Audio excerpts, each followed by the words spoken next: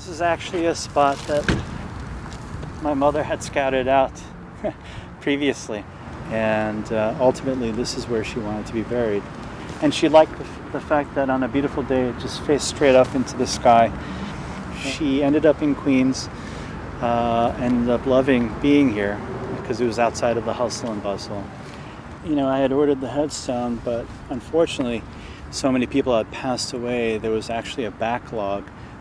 So for now they have a marker that is just temporary.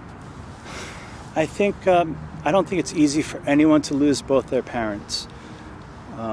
It's devastating, it's shocking, it's world and life changing. And I think in a lot of ways I feel as if I was shell-shocked. My mother's name is El Jari. Her father and family supported her to pursue her dreams to study opera. She wanted to continue her studies in New York, and that's when she met my dad. And his friends invited him up to New York for vacation, and they brought him to one of my mom's recitals where he actually fell in love with her, right there on the spot. And here I am. So it really is a true New York love story.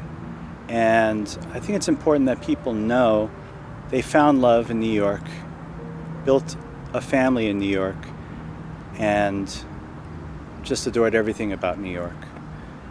And unfortunately, they also both passed away in New York. COVID was raging in New York in April, and they were so scared of catching COVID, they literally self-quarantined. I would run errands for them and try to have them not go outside. Unfortunately, my mom needed to go out just one day, and on that one day she went out and someone coughed in her face, and that's how she contracted it, definitely. I remember her coming home and calling me and telling me how furious she was that someone coughed directly into her face. And that was the moment. If you look at the number of days thereafter when she got sick, that was the moment that she contracted it. And obviously she spread it to my father unwittingly. They took her to the hospital, and 5 days later, unfortunately, she passed away early in the morning.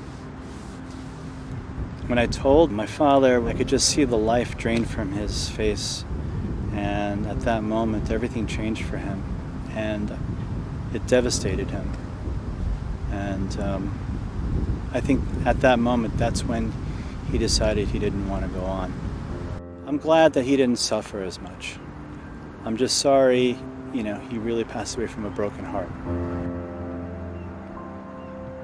Well, I think as an essential healthcare worker, I was frustrated to see how it was handled on the local and other levels when it comes to government. So when my mother passed away, she spent, I believe it was almost 21 days in a freezer before they can bring her to the cemetery. And my father, we had the same situation. We could have prevented so much, but it's not going to get them back at this point. So let's be productive. And that's the most important part, sharing their story, letting the world know that these are people with full lives, and they contributed to their communities, contributed to the cities they lived in. And that's what I wanted to convey. I wanted people to know that's who they were. Hey, NBC News viewers, thanks for checking out our YouTube channel. Subscribe by clicking on that button down here, and click on any of the videos over here to watch the latest interviews, show highlights, and digital exclusives. Thanks for watching.